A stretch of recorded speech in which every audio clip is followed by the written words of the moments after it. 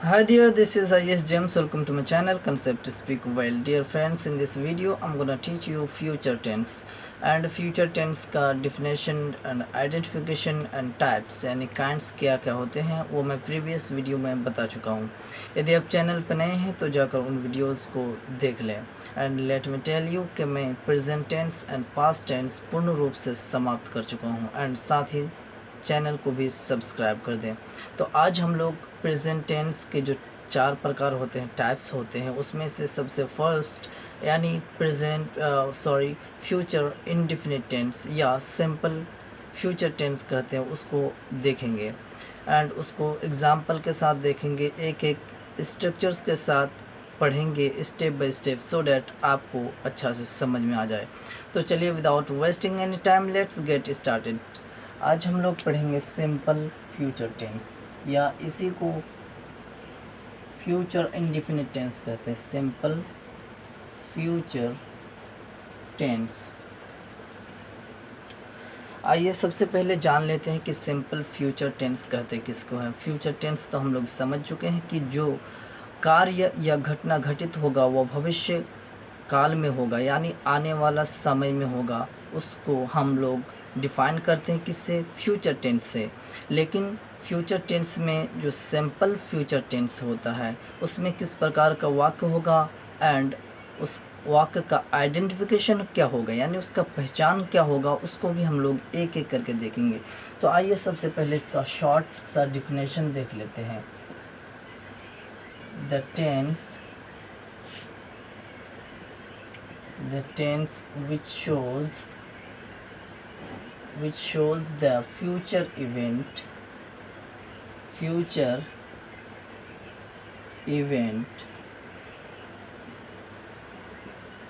that the event is in simplest form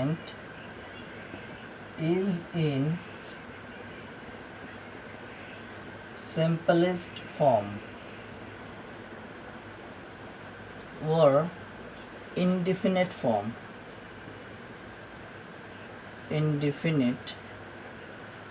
indefinite form is called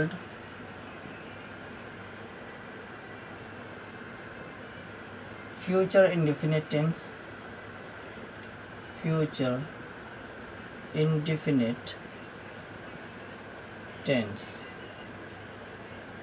और simple future tense.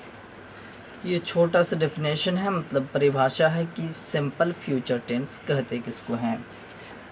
The tense which shows the future event that the event is in the simplest form or indefinite form is called future indefinite tense or simple future tense. मतलब वह काल जो भविष्य काल के घटना को दर्शाता हो और वो घटना सिंपलेस्ट फॉर्म में होता है यानी इंडेफिनिट फॉर्म में होता है, अनिश्चित रूप से वो घटना घटित होता है, तो उसको हम लोग क्या कहते हैं, सिंपल फ्यूचर टेंस या फ्यूचर इंडेफिनिट टेंस कहते हैं। यानी उसमें किसी भी प्रकार का जो कार्य होगा या घटना घटित होगा वो कार्य निश्चित रूप से नहीं होगा, वो घटना निश्चित रूप से घटित नहीं होगा, वो सिंपल रूप से वो घटना घटित होगा, अनिश्चित रूप से होगा। सपोज दैट यदि मैं बोलूँ कि मैं दिल्ली जाऊंगा तो ये अनिश्चित रूप से घटना घटित हो रहा है, या फिर मैं अंग्रेज़ी बोलूँगा या लिखूँगा, वह पढ़ेगी। तो इस प्रकार का जो भी वाक्य होगा उसको हम लोग सिंपल फ्यूचर टेंस में लिखते हैं।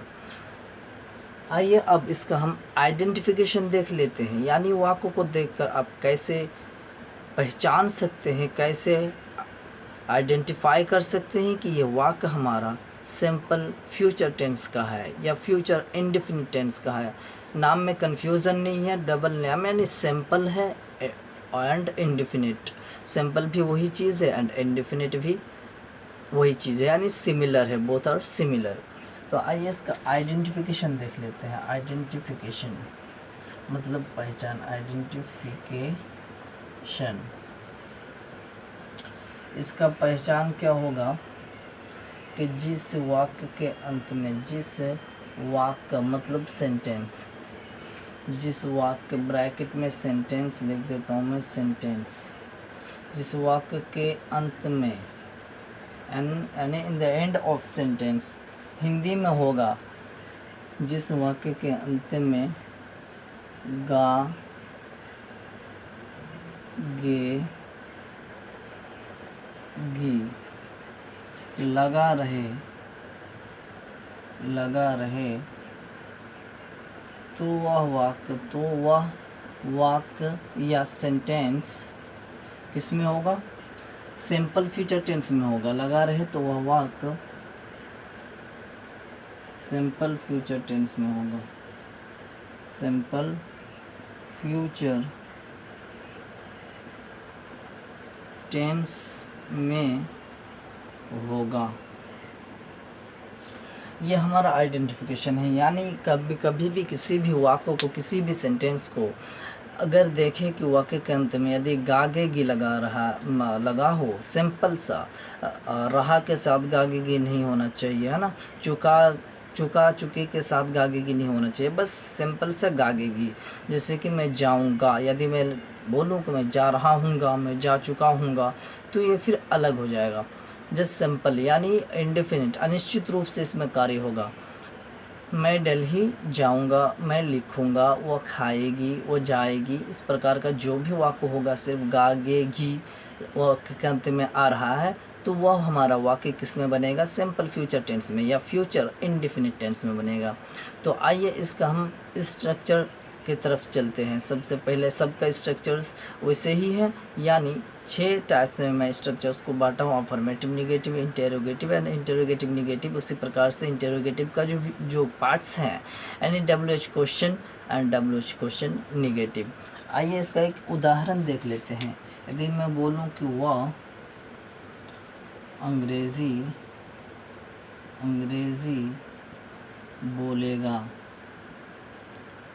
बोलेगा, तो इसका क्या बन जाएगा? वो अंग्रेज़ी बोलेगा। He will speak English. तो गा आया लास्ट में, वाक्य के अंत में अंग्रेज़ी बोलेगा। तो ये हमारा आइडेंटिफिकेशन है किस चीज़ का? सिंपल फ्यूचर टेंस का। तो ही विल स्पीक इंग्लिश। चलिए, यदि आप स्क्रीनशॉट लेना चाहते हैं so that you can take the screenshot, otherwise अगर आप लिखना चाहते हैं सो आप लिख सकते हैं पॉज करके। तो चलिए इसको मैं डिलीट कर देता हूँ एंड नेक्स्ट जो हमारा स्ट्रक्चर्स हैं उसकी तरफ हम लोग बढ़ते हैं। सबसे पहले इसका हम लोग देखेंगे अफर्मेटिव स्ट्रक्चर। अफर्मेटिव स्ट्रक्चर यानी उसमें ना ही क्या होगा और ना ही नहीं लगा रहेगा, सिर्फ अफर्मेटिव यानी पॉजिटिव होता है। जिस प्रकार से आप ग्रामर में पढ़ते हैं पॉजिटिव होता है, या उसको डिक्लेरेटिव आप पढ़े होंगे। तो सबसे पहले हम लोग अफर्मेटिव स्ट्रक्चर को देखेंगे। अफर्मेटिव स्ट्रक्चर इस चीज़ का? सिंपल फ्यूचर टेंस का। तो सब्जेक्ट तो आएगा ही, सबसे पहले सब्जेक्ट आएगा and shall oblique will plus verb का फर्स्ट फॉर्म प्लस ऑब्जेक्ट, यानी V1 यानी वर्ब का first form plus object plus other word. ये हमारा स्ट्रक्चर है किस चीज़ का? सिंपल फ्यूचर टेंस का अफर्मेटिव स्ट्रक्चर। इसका इजी देख लेते हैं, यानी एग्जाम्पल देख लेते हैं। वो मुझसे बात करेगा, वो मुझसे बात करेगा। तो गा आया तो सबसे पहले यहाँ पर सब्जेक्ट कौन है एंड सब्जेक्ट वर्ब ऑब्जेक्ट में यदि कोई किसी प्रकार का कन्फ्यूज़न है तो सबसे फर्स्ट वीडियो में मैं सारी चीज़ को डिफ़ाइन कर चुका हूँ उदाहरण के साथ, बहुत ही आसान भाषा में आप जाके देख सकते हैं चैनल पर। तो वो मुझसे बात करेगा एंड एज फॉर सब्जेक्ट होता तो बात करने वाला हुआ है तो ही हो जाएगा हमारा सब्जेक्ट। एंड शैल लगाते हैं किसके साथ एंड विल लगाते हैं किसके साथ, वो भी मैं बता दूं, क्योंकि शैल या विल दोनों का मतलब गागेगी होता है और दोनों में से एक का प्रयोग करेंगे, दोनों का प्रयोग नहीं करेंगे। तो शैल का प्रयोग करेंगे आई एंड वी के साथ, उसके अलावा जो भी हमारा सब्जेक्ट आएगा उसके साथ हम विल का प्रयोग करेंगे। तो ही के साथ हम विल का प्रयोग करेंगे, he will and talk to me, he will talk to me, वो मुझसे बात करेगा। उसी प्रकार से यदि मैं बोलूँ कि वह पढ़ने जाएगी, वह पढ़ने जाएगी,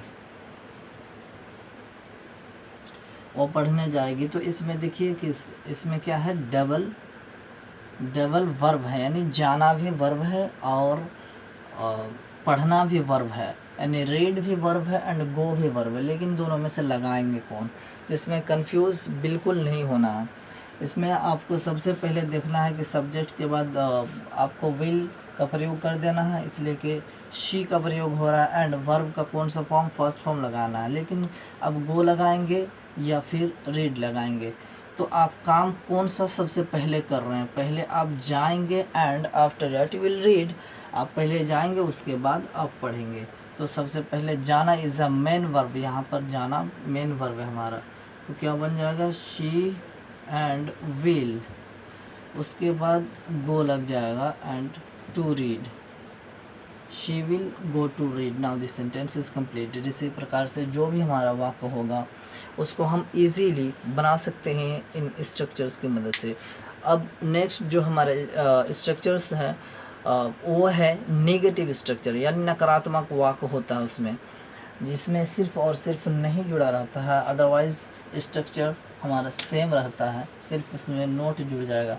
एंड इसका और एक उदाहरण देख लेते हैं शैल के साथ। जैसे कि यदि मैं बोलूं कि मैं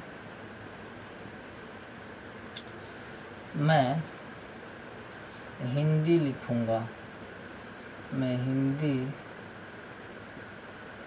लिखूंगा, तो इसमें आई इज़ अ सब्जेक्ट, इसलिए आई के साथ एंड वी के साथ मैंने बोला कि शैल का प्रयोग करेंगे, तो शैल का प्रयोग कर दिया तो विल का प्रयोग नहीं होगा। So I shall and write Hindi, I shall write Hindi. इसी प्रकार से वी के साथ भी इसका प्रयोग ऐसे ही करेंगे। जैसे यदि मैं बोलूं कि हम लोग जानेंगे, तो वी शैल नो, है ना।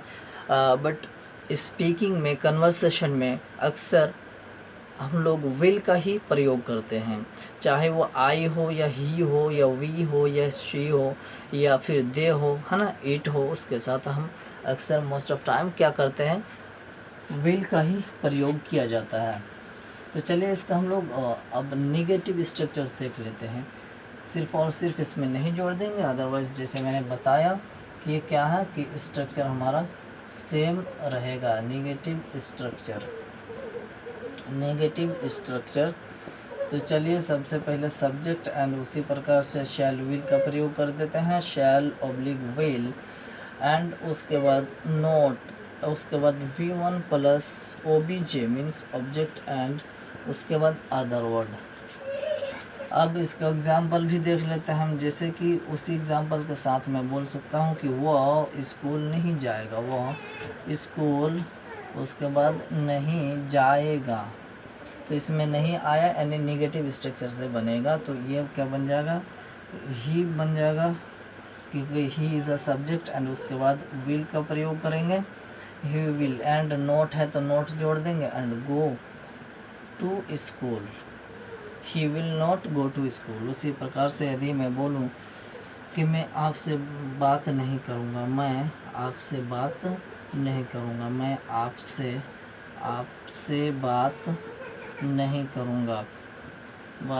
करूंगा, नहीं जुड़ना चाहिए इसलिए कि निगेटिव है, मैं आपसे बात नहीं करूंगा, तो इसमें भी क्या हमारा है, नहीं जुड़ रहा है, एंड गागेगी वाक्य के अंत में आ रहा है, जो आइडेंटिफिकेशन है हमारा सिंपल फ्यूचर टेंस का। तो आई हो गया, एंड आई के साथ शैल का प्रयोग कर देंगे, जो स्ट्रक्चर हमारा कह रहा है, एंड नोट, एंड बात करने का टॉक होता है तो फर्स्ट फॉर्म ही लगाना है, and talk to you, I shall not talk to you, है ना, मैं आपसे बात नहीं करूँगा, मैं खाना नहीं खाऊंगा, आई शैल नॉट ईट फूड, मैं पुस्तक नहीं पढ़ूंगा, I shall not read the book, उसी प्रकार से वह नहीं सोएगी, शी विल नॉट स्लीप। इस प्रकार से जो भी हमारा वाक्य होगा बहुत ईजीली आप इन स्ट्रक्चर्स की मदद से बना सकते हैं।